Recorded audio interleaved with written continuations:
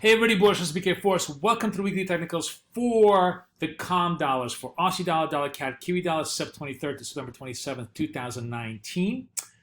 The story in the COM dollar land has been unbelievable weakness into the end of the week, especially in the Aussie and the Kiwi, as we get hobbled by all of the U.S.-China flows, the worries that the trade war is now going to be restarting, and as the data starts to kind of buckle. We had relatively weak Australian employment data that caused a lot of sell-off. And New Zealand data was okay, but still, for example, GDP was at the slowest rate in 5 years. So the fear now is that RBA certainly is going to be cutting. RBNZ did a cut last time. There is an RBNZ meeting next week.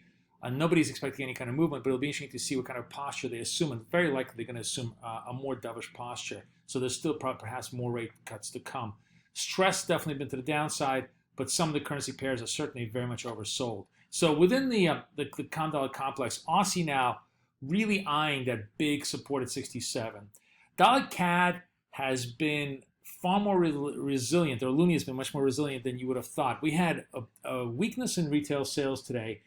We have a lot of political risk here because the turmoil of the Canadian election is really starting to catch up. It looks like there could be kind of a non-decision decision that both Conservatives and Liberals are essentially in a tie, and Justin Trudeau has got a lot of personal political problems as he entering the election. So it's very difficult to see how strong of a mandate anybody's going to get out of that.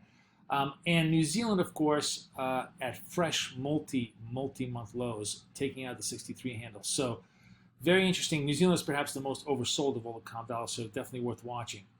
So the calendar next week is relatively quiet, as I said, in the COM dollar land, with the exception of the RBNZ decision, which is going to be on Tuesday.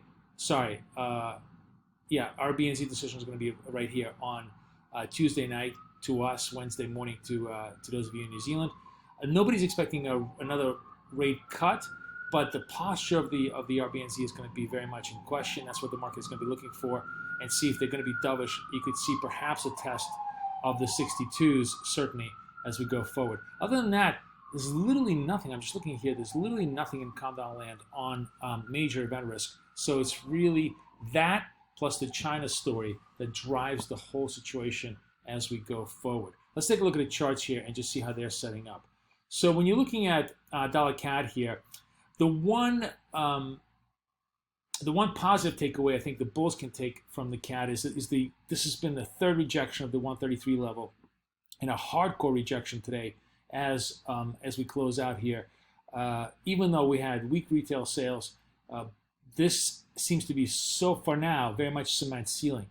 However, it's been knocking on that door for quite a long time. This has been the big re-rally through it. If we take out the 33s, if we close above 33, that really puts a much stronger pressure on the 34s to the upside. It really puts a much stronger positive upside to the Canadian dollar.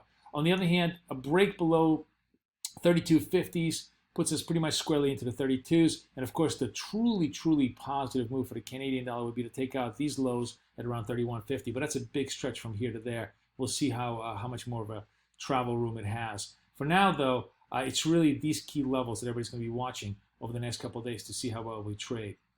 Aussie dollar, on the other hand, met very significant rejection here at the 69. We looked for a while like we're really going to run towards the 70s. But then, as you can see, there's a big stall here for 3 or 4 days. We couldn't make much progress above towards the 69 handle, and then boom, we just started to collapse as the story with China got much worse and worse.